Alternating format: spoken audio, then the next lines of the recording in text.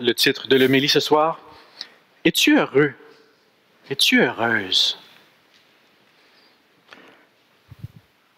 Quand j'étais adolescent, pendant un petit bout de temps, j'avais l'habitude, juste pour le plaisir, de poser cette question-là à tout le monde. Je rencontrais des gens, on parlait, puis tout d'un coup, es-tu heureux, toi? Les gens, ils ne savaient pas trop comment répondre. Hein? Oui.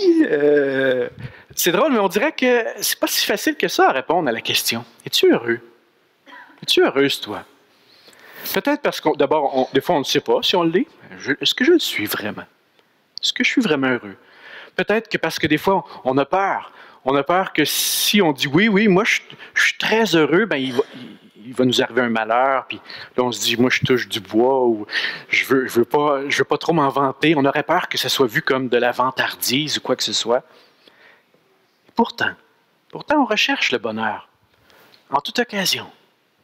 Cette semaine, c'était vendredi, la journée internationale du bonheur. Étiez-vous heureux vendredi? Avez-vous aimé ça?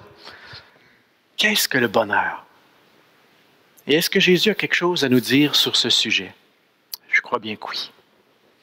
Le bonheur, hein, quand on arrive à des moments d'année comme ça, on nous sort des palmarès. Hein? Quels sont les pays où les gens sont le plus heureux? Avez-vous entendu ça? C'est quoi les pays où les gens sont le plus heureux? Pays de Scandinavie. Ouais, ben, on parle souvent de la Scandinavie, mais cette année, on parle d'Amérique latine. Je sais pas, les Latinos, ils ont l'air très heureux ces temps-ci, ou je sais pas ce qui se passe là-bas. On a souvent évoqué la Suède, la Norvège, le Danemark. Le Danemark est souvent vu comme un des pays où les gens sont le plus heureux au monde. Pourquoi? Qu'est-ce qui fait? Quel est le secret des Danois? Hein? Qu'y a-t-il comme secret au Danemark? Il semblerait hein, l'accès à l'éducation, la santé, les soins de santé, l'emploi, presque le plein emploi là-bas, la nature qui est super belle. Mais je me dis, qu'est-ce qu'on attend pour déménager? Hein? Allons-y, nous autres, avec nos hivers interminables. Allons-y au Danemark. Peut-être qu'on va trouver quelque chose là. Remarquez que des millions de personnes, à l'heure actuelle, et depuis tous les âges, des millions de personnes ont fait exactement ça. Ils sont partis dans l'espoir d'une vie meilleure. Surtout s'ils ont connu la guerre, la famine, des épreuves terribles dans leur pays. Ça peut amener des gens à dire à un moment donné, moi je vais chercher ailleurs mon bonheur. Alors évidemment que les critères extérieurs de la société font partie de notre manière de vivre ou pas le bonheur. Mais en même temps, il me semble que ça ne peut pas suffire. Si je suis malade, est-ce que je suis exclu du bonheur? Si je n'ai pas eu accès à des bonnes études, est-ce que pour moi le bonheur m'est défendu, interdit? Il me semble que non. Et d'ailleurs, des études le montrent exactement. Que le bonheur, c'est peut-être, oui, des circonstances extérieures, mais peut-être surtout des dispositions intérieures. Il y aurait des gens qui seraient comme mieux disposés au bonheur. Il y a des gens qui sont doués pour être heureux. Une capacité à bien prendre les choses, à tourner ça positivement, à rebondir quand il arrive avec des difficultés, avoir ce qu'on appelle de nos jours de la résilience. On se relève, on repart. Peut-être que c'est sur cette part-là qu'on devrait plus travailler plutôt que les circonstances extérieures. Peut-être que c'est justement pour ça que des gens aujourd'hui encore cherchent des maîtres de vie intérieure. À l'époque de Jésus, on voit dans l'Évangile des gens qui viennent vers Jésus. Et le récit nous dit que ce sont des Grecs. Ce ne sont pas des Juifs, ce sont des païens. Okay, on peut comprendre que c'est des païens qui avaient une sympathie, une affinité avec la religion juive. Ils étaient à Jérusalem au moment des fêtes de Pâques. Mais ils ont bien pressenti que Jésus était un de ces maîtres de vie intérieure. Les apôtres, ils commencent avec Philippe. Philippe, c'est un nom grec. Et il vient de Bethsaïde, un pays où il y avait beaucoup de gens de toutes sortes d'endroits. Donc, probablement que Philippe est en mesure de nous comprendre. Et ils expriment de manière très simple et très belle leur désir. Nous voudrions voir Jésus. Moi, j'aime ça. Nous voudrions voir Jésus. Et ils veulent aller vers lui. Est-ce que Jésus a quelque chose à leur apporter? Est-ce qu'il y a quelque chose à leur enseigner? Hier, le pape François, il était à Naples, en Italie. Il rencontrait différents groupes. Et entre autres, à un moment donné, il était devant les prêtres. Il y avait des religieuses. Puis il parlait de cet engagement-là. Et il disait, Quand un prêtre n'est pas heureux, il y a quelque chose qui ne va pas. Il y a quelque chose qui ne va pas. Si une religieuse n'est pas heureuse, il y a quelque chose qui ne va pas. Il faut réfléchir à ce que j'ai mis le centre de ma vie de côté. Et il invitait les prêtres, les religieux et religieuses à revenir à Jésus.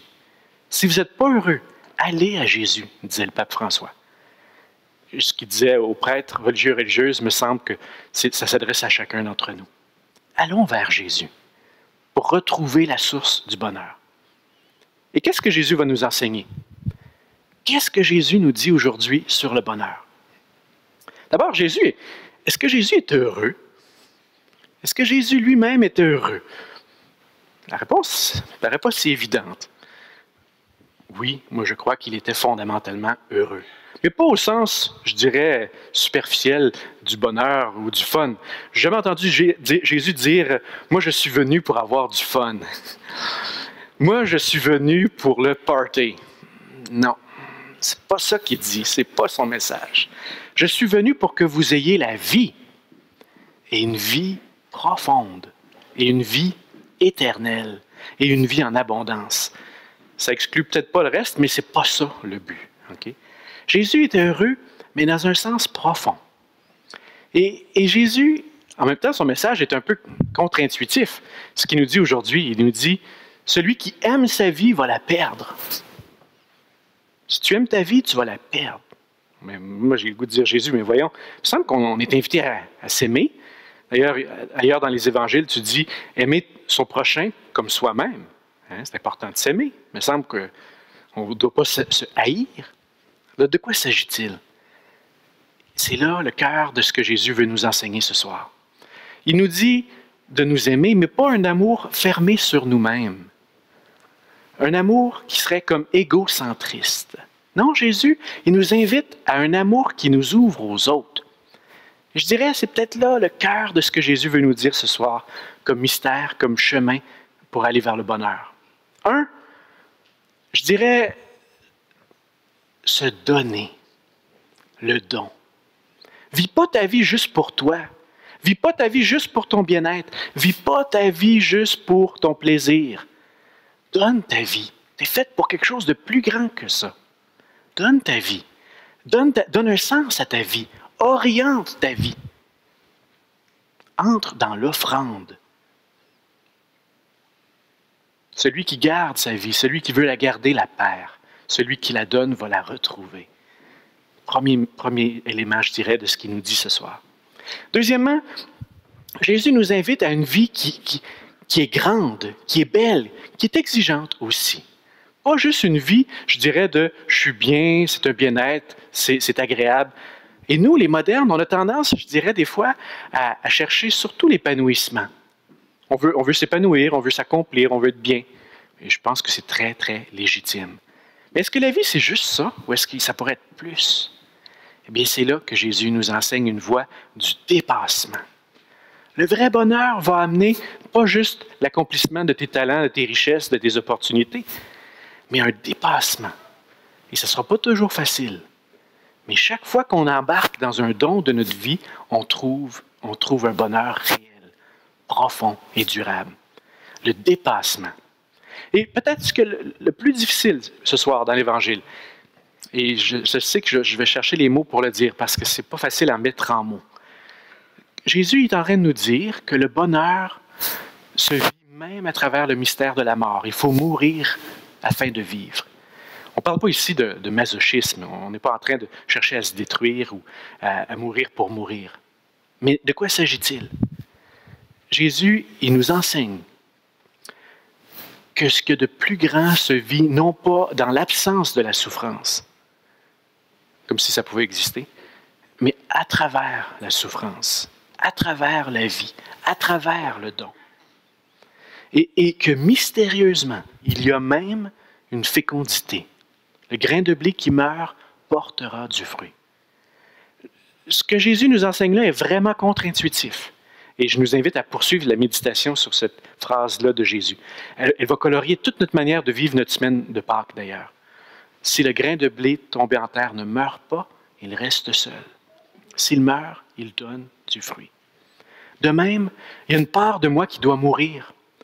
Mon ego, ma vie centrée sur moi doit mourir. Je dois naître à une vie nouvelle. Et ça, c'est une loi de la vie spirituelle.